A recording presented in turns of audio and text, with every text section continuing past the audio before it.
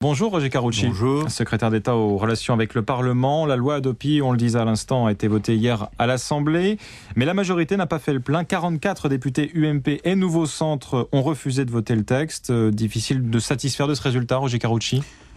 C'est pas tout à fait exact. D'abord, il y a eu, en réalité, c'est ce qui compte, seulement une douzaine de députés UMP et Nouveau Centre qui ont voté contre le texte. Alors ensuite, qu'il y ait des abstentions ou des gens qui n'étaient pas là, tout simplement, c'est nettement moins grave. Je précise d'ailleurs que du côté du groupe socialiste, il y a eu également 6 abstentions, ce qui prouve bien qu'il y a des gens qui n'étaient pas tout à fait d'accord avec la position hostile, et une voix pour Jacques Lang. On a l'impression qu'ils ont fait plus bloc néanmoins que l'UMP. Oui, mais parce qu'il y a un système constant, l'opposition dit non, et c'est plus facile, si je puis dire, de fédérer dans le non que de fédérer dans le oui sur un texte. Mais ce qui était important, et on l'avait dit dès le début, c'est que nous savions que ce texte était majoritaire à l'Assemblée. On avait dit, on n'a jamais caché qu'il y avait chez certains députés UMP, chez certains députés Nouveau Centre, des interrogations. Certains, notamment, étaient plutôt sur la philosophie du texte, mais plutôt favorables à une amende, plutôt que la suspension de l'abonnement.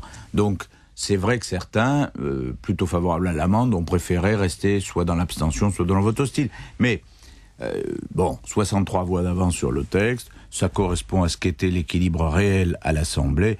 On l'avait dit dès le début, c'est une manière comme une autre de dire au groupe socialiste, des opérations ou des manœuvres du style du 9 avril, à mettre des députés derrière un rideau, à les faire rentrer au dernier moment. Ça n'a pas de sens, ça reporte le vote d'un mois et ça ne grandit pas l'image du Parlement. Tout de même, j'insiste, 44 députés qui ont refusé de voter le texte, c'est pas une très bonne image ça pour la majorité. Mais pourquoi vous voulez tout? L'idée c'était de faire un vote exemplaire après l'échec mais le vote précédent. Est exemplaire. Aujourd'hui, sur le groupe UMP, groupe considéré comme le plus important de la majorité, sur 316 députés, 284 ont voté oui. Bon. Moi, je veux dire les choses. On ne peut pas dire au Parlement, on vous donne plus de pouvoir, vous avez plus de liberté, vous avez plus de droit de débattre en commission, dans l'hémicycle. On ne veut plus de députés godillots, on ne veut plus de sénateurs godillots. On veut un Parlement qui exerce un vrai pouvoir d'équilibre et tout. Et puis dès qu'il y a débat au sein de la majorité, ce qui n'empêche pas la majorité de voter les textes présentés par le gouvernement, mais dès qu'il y a débat, on dit regardez, c'est la rébellion, c'est la révolte, c'est je sais pas quoi. Il faut savoir, où vous voulez un Parlement complètement cadré, godillot, et alors là tout le monde dira, oui mais alors il n'y a plus de débat démocratique dans ce pays, c'est le régime autoritaire de Sarkozy, chacun le sait, chacun le dénonce, très bien. Ou bien on dit, il y a un vrai débat, et sur des sujets qui ne sont pas des sujets uniquement de ligne politique. Parce que, moi je suis pas un spécialiste d'Internet, mais je reconnais que quand vous écoutez les uns les autres, sur des débats Internet, c'est pas parce que vous êtes UMP, Nouveau Centre ou Socialiste que vous avez une ligne forcément préétablie. Donc c'est forcément qu'il y a débat, oui. Donc vous êtes content ce matin, Roger Carucci? Il y a encore le vote au Sénat, si ça vous ennuie pas. Moi maintenant, formé, averti, je ne vends rien avant que ce soit fini. Donc il y a le débat au Sénat ce matin. Il y a le Parlement européen qui a adopté, lui, le 6 mai dernier, un amendement qui interdit toute coupure d'accès à Internet sans décision de justice préalable. S'il est adopté, ça rendrait la loi Hadopi caduque, puisque le droit européen s'impose au droit français. Non, c'est pas exactement comme ça. D'abord, le Parlement européen, et j'ai été membre, moi, de ce digne Parlement il y a quelques années, a adopté effectivement en deuxième lecture un amendement, mais pour le moment, le Conseil des États a refusé cet amendement. Ce qui veut dire que dans la structure européenne, tout cela ne s'impose que si naturellement il y a un accord global. Mais s'il y a un accord, global, puisque le Conseil des États, dans un premier temps, cet amendement avait déjà été adopté une fois, avait refusé. Donc, je ne vois pas de raison majeure que le Conseil des États donne un accord à la deuxième fois.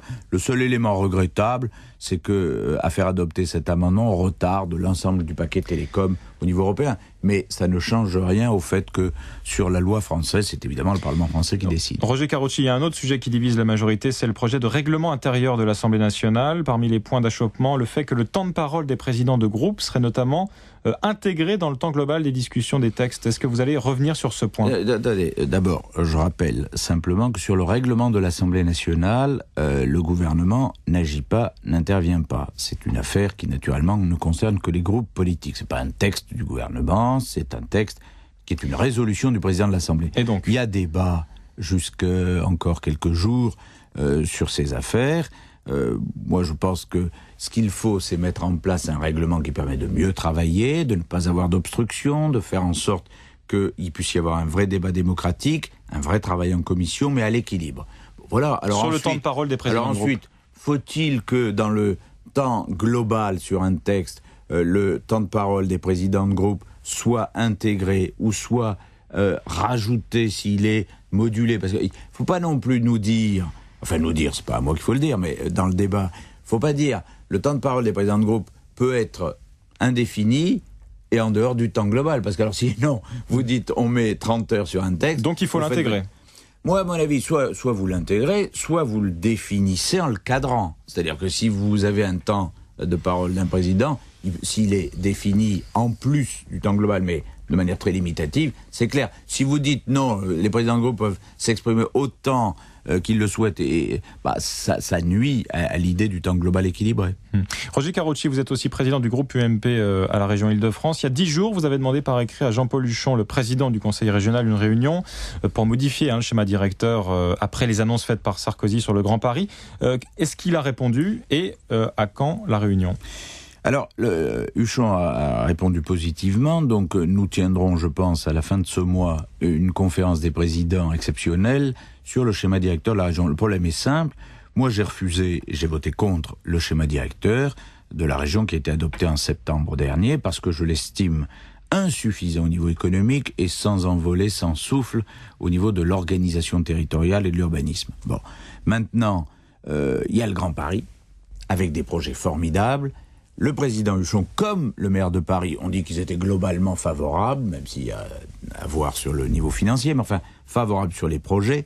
Or, les projets ne sont pas prévus dans le schéma directeur. Ils ne sont pas complémentaires. Non, puisque vous avez des territoires de projets qui n'étaient évidemment pas prévus dans le schéma directeur, des lignes de transport comme le fameux axe, enfin l'escargot, comme on dit, de Christian Blanc, qui n'étaient évidemment pas prévus dans le schéma directeur.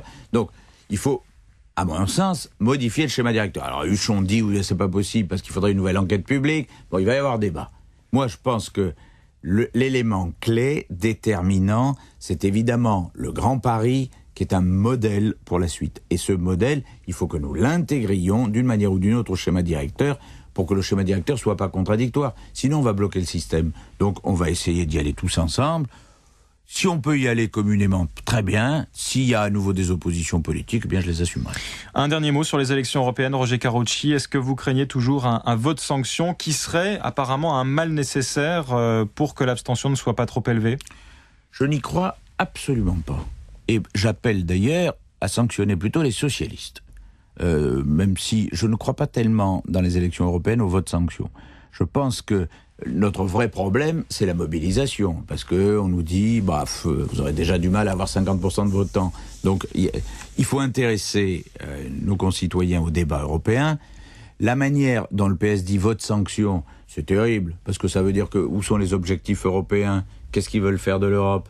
Tout ce qu'ils ont à dire, décidément, que ce soit au Parlement, quel que soit le texte, sur l'Europe, quels que soient les éléments et les évolutions, c'est Sarko, Sarko, Sarko. C'est quoi ? C'est leur seul ciment ? Il faudrait peut-être qu'ils se réveillent. Ils ont quelques petites raisons de le faire. Mais qui disent Sarko, on peut comprendre. Comme ils ne sont d'accord entre eux sur rien. Sur rien. Et ils ont trouvé un point commun. Le président. Alors, on a un président qui a été, tout le monde le reconnaît, un excellent président de l'Union européenne au semestre dernier. On a un président qui, lui, s'engage dans la bataille européenne. Il a dit ce qu'il avait à dire lorsqu'il a fait un meeting en France. Il l'a dit avec Merkel. Merkel va venir en France. Donc on ne peut pas nous dire que nous, on ne parle pas d'Europe. On parle d'Europe.